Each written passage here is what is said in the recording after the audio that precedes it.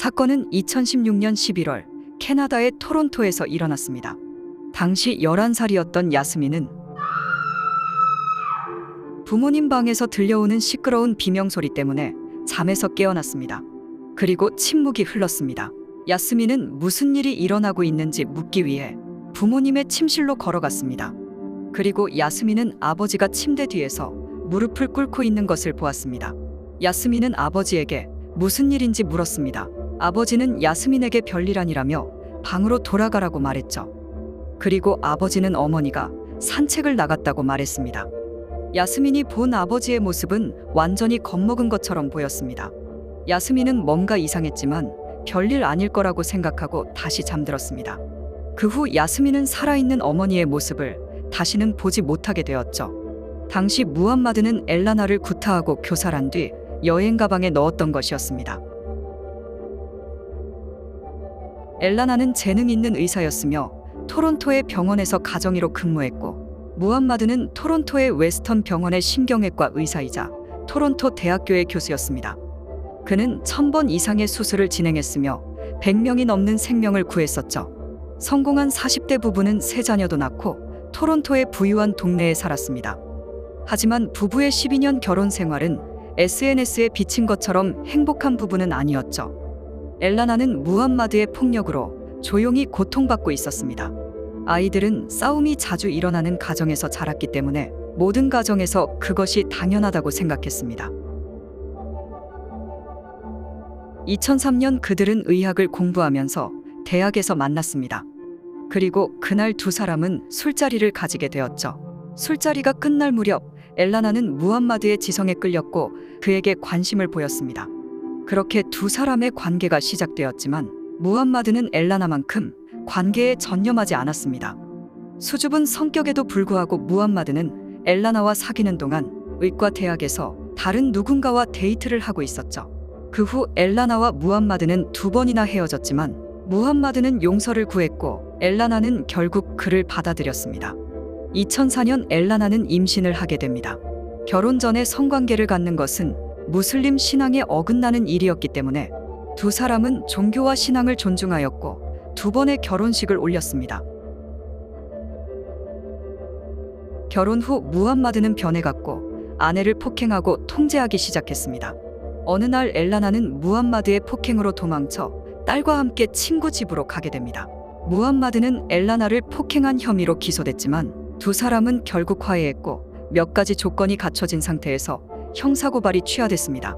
무함마드는 상담과 치료를 받아야 했으며 12개월의 보호관찰과 어떤 무기도 소유할 수 없게 되었죠. 사람들의 눈에 보이는 부부의 모습은 거의 완벽한 부부처럼 보였습니다.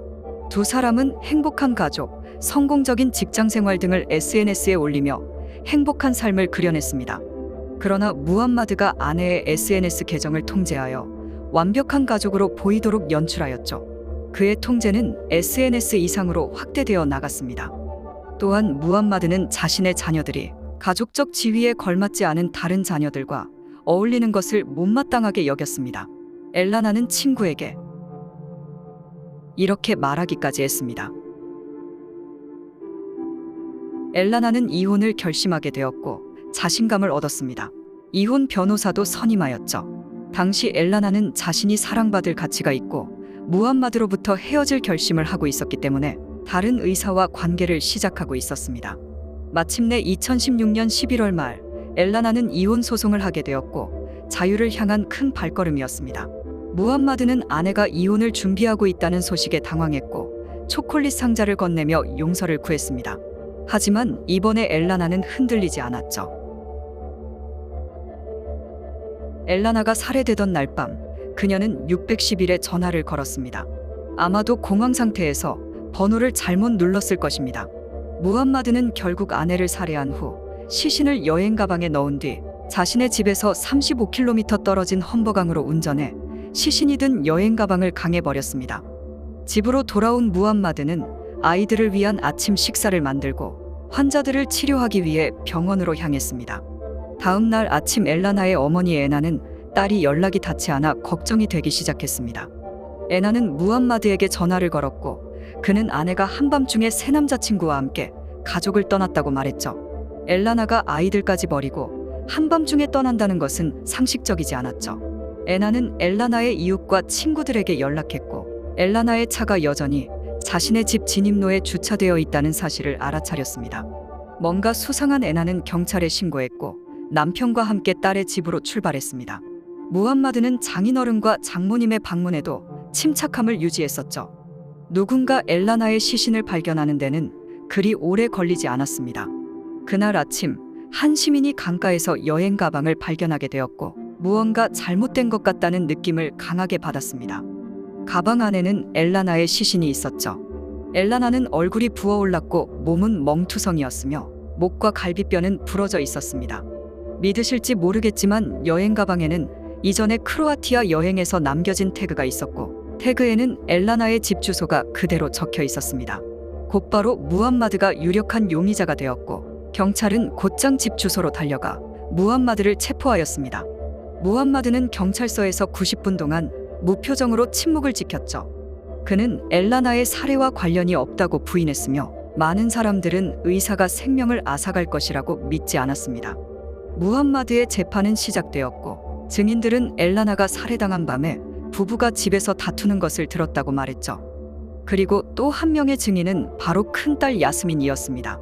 야스민은 그날 어머니의 비명소리를 들었다고 증언하였죠. 결국 무함마드는 모든 것을 인정하고 종신형을 선고받았습니다.